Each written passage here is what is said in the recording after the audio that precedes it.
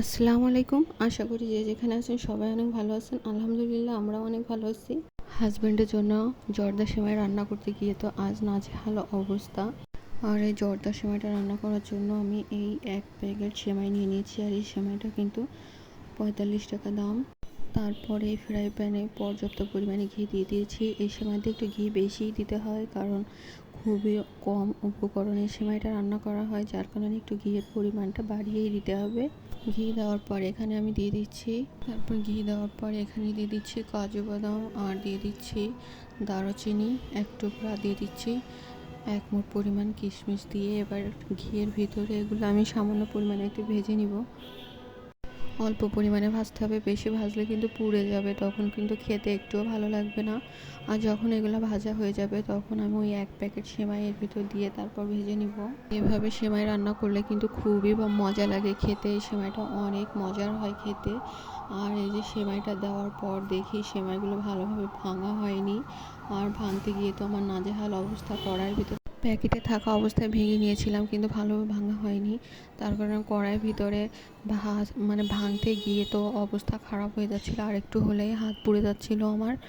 আর তারপরে যে সেমাইটা হালকা ভাজা হয়ে গেলে তারপর দিয়ে দিচ্ছি 1 কাপ পরিমাণে চিনি। আমাদের বাসায় মিষ্টিটা সবাই একটু কম পছন্দ করে, যার কারণে চিনিটা আমি কমিয়ে দিয়েছি। যে যার পছন্দ মতো মিষ্টি দিয়ে নেবেন। আর এই চিনিটা দিয়ে আর একটু ভেজে তারপর এর ভিতরে যে পানি দিয়ে দিয়েছি, গরম পানি দিয়েছি। এখানে আমি কেউ চাইলে ঠান্ডা পানিটাও এখানে ব্যবহার করতে পারেন।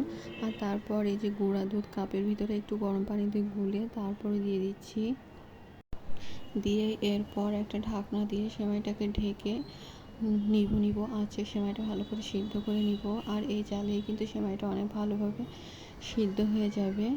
সেমাইটা সিদ্ধ হতে আমার আরও একটু পানি দেওয়া লাগবে, কারণ ঢাকনাটা উঠিয়ে দেখি এখনও একটু সিদ্ধ হতে বাকি আছে। আর এর জন্য গরম পানি এর ভিতর ইউজ করাটা ভালো। মানে আমি অল্প অল্প করে পানি দিয়ে সিদ্ধ করে নিচ্ছি, কারণ বেশি পানি হয়ে গেলে কিন্তু আবার সেমাইটা খেতে একদমই মজা লাগবে না, তখন কিন্তু খাটা খাটা হয়ে যাবে। যার কারণে আমি অল্প অল্প পানি দিয়ে সেমাইটা ভালো করে সিদ্ধ করে নিচ্ছি। আর এখানে গরম পানিটা ইউজ করলে কিন্তু খুবই ভালো হয়। আর এর ভিতরেই আমার সেমাইটা কিন্তু হয়ে গেছে। আর এটা খেতে কিন্তু খুবই মজা হয়েছিল। নামানোর আগে আমি সামান্য পরিমাণ আরেকটু ঘি দিয়ে নিয়েছিলাম। আর এই যে সন্ধ্যার সময় দেখি আমাদের বাসায় মেহমান আসছে, আর সে পেটিস আর আইসক্রিম নিয়ে আসছে। আর তাদেরকে এই যে পেটিস আর সেমাই এগুলো দিয়ে দিচ্ছি। বিকালে যখন সেমাই রান্না করতেছিলাম তখন তো আমি জানতামই না যে আজকে বাসায় মেহমান আসবে। মেহমান মানে আমার হাজব্যান্ডের ফুফাতো ভাই, সে ব্যাংকে জব করে, আর ব্যাংকের কাজেই খুলনাতে আসছে। তার জন্যই আর কি আমাদের বাসায় এসে দেখা করে যাচ্ছে, মানে দেখা করে গেছে। মেহমানদের জন্য নাস্তা গুছিয়ে দিয়ে এরপর চলে আসছি চা বানাতে।